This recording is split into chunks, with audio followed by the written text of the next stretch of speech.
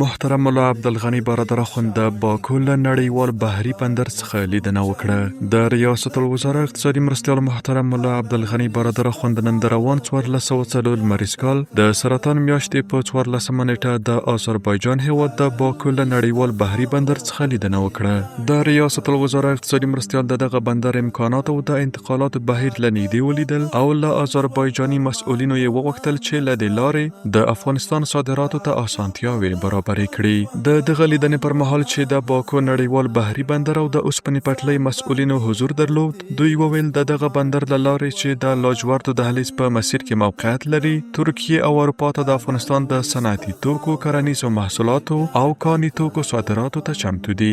دوی همداراز د اوسپنې پټلۍ په واسطه د ایران له لارې روسیې ته هم د افغانستان د سوداګریزو توکو انتقالاتو ته چمتووالی وښود.